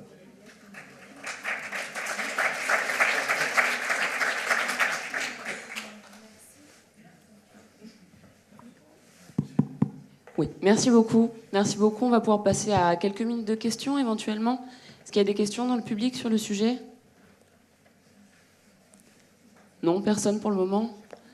Aurélie, de ton côté, est-ce que tu as quelque chose sur le tweet?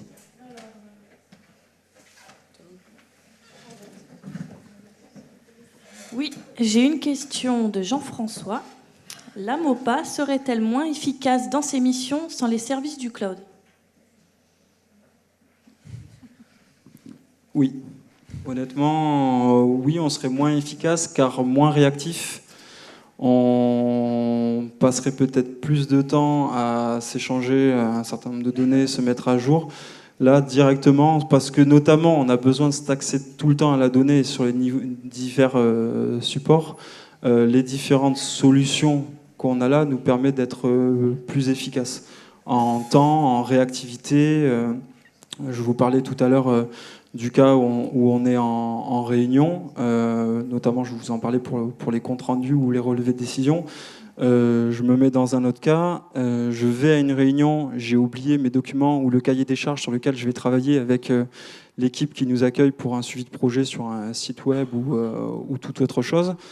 J'ouvre mon Google Drive ou ma Dropbox selon où j'ai mis la donnée et je me retrouve avec toutes les informations dont j'avais l'utilité.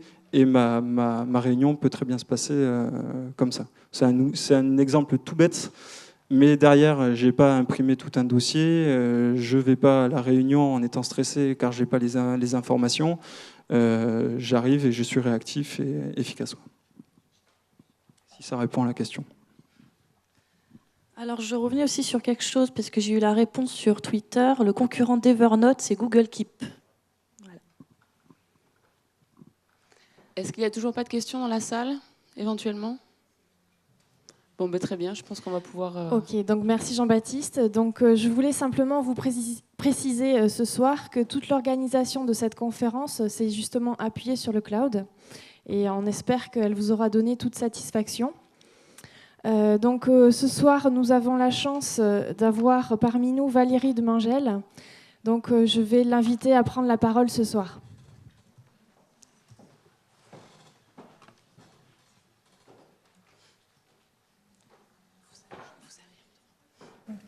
Bonsoir à tous. Alors, je vais vous remercier très rapidement en lieu et place de Monsieur Vojani parce que malheureusement, le cloud ne nous permet pas encore de l'avoir à distance dans le train en direct à Bordeaux. C'est dommage. Il faudra que nous progressions pour l'année prochaine. Ce que j'ai retenu de vos remarquables interventions, et je remercie vraiment de tout cœur nos intervenants, ce sont des mots que je vais prendre au hasard: big data, volume, variété, rapidité, variabilité, valeur, innovation, avantage économique, performance. Alors je ferai juste un mot de parallèle avec le Greta. Ce qui nous anime au quotidien à nous, toutes nos équipes, c'est évidemment la recherche de l'excellence pour la mettre à votre disposition et pour la mettre surtout à la disposition du développement des compétences des hommes et des femmes de ce territoire. J'aurais dû mettre les femmes en premier, pardon. Et évidemment, je crois que c'est au quotidien que nos collaborateurs œuvrent dans ce sens. On a une illustration aujourd'hui. Je tiens à remercier Jean-François et Christian pour tout le dévouement qu'ils apportent justement à encadrer nos stagiaires. Et aussi l'ensemble des collaborateurs du Greta, et pour lesquels la première préoccupation reste le service à rendre aux clients. Alors, je ne vais pas... on a parlé d'objets connectés, de rapports exploitables par l'être humain. Je vais vous proposer très rapidement d'aller sur des rapports humains au buffet après l'intervention de notre marraine, bien sûr. Merci à tous.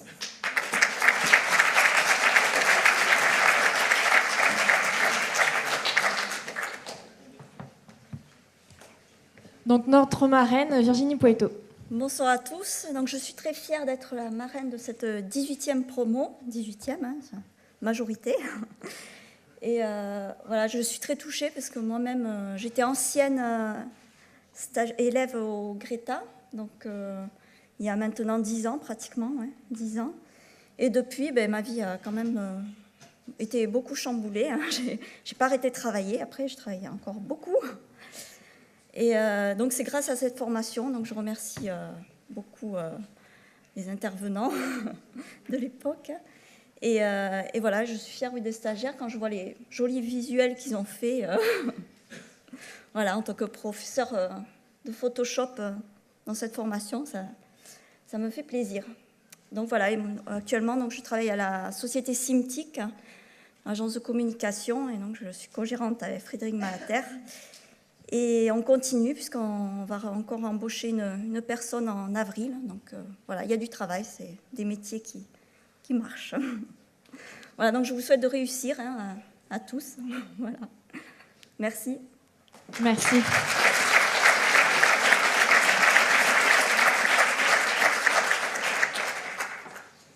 Donc merci Virginie. Donc nous arrivons à la fin de notre soirée malheureusement. Tout en regardant, j'espère qu'on va pouvoir le lancer, tout en regardant un échantillon de nos travaux en fait. Je ne sais pas si c'est... Ouais. Voilà. Donc là vous voyez un échantillon de nos travaux. Je voudrais vous donner rendez-vous en fait pour les portes ouvertes de notre DU technique multimédia. Donc, ces portes ouvertes auront lieu le 3 avril prochain en salle 209 de 10h à 18h au lycée Saint-Cric.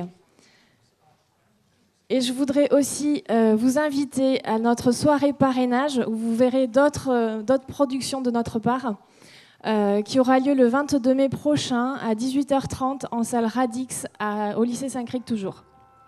Voilà. Je pense que maintenant il est temps de remercier tous nos conférenciers qui ont fait un excellent travail. Vous avez su vraiment nous transmettre vos expériences et vos connaissances. C'était très intéressant, merci beaucoup. Bien évidemment, merci à toute l'organisation, aux organisateurs et à l'ensemble de l'équipe pédagogique, ainsi qu'à tous nos partenaires, et bien sûr à tous les étudiants de la 18e promotion. Nous vous invitons, vous avez reçu dans vos programmes un petit feuillet qui vous donne un flash-code. N'hésitez pas à retourner dessus, car ça vous portera sur le site et il y a une enquête à remplir, car ça nous intéresse de savoir si cette conférence vous a plu et comment nous pourrons nous améliorer pour les prochaines promotions. Donc, afin de ne pas redescendre trop vite de notre nuage ensemble, on vous propose de venir continuer un petit peu les discussions autour d'un cocktail qui aura lieu dans le hall d'accueil juste à côté. Voilà, donc en vous souhaitant une excellente soirée et surtout en espérant avoir le plaisir de discuter avec vous de suite après au cocktail. Merci beaucoup, bonne soirée. Bonne soirée.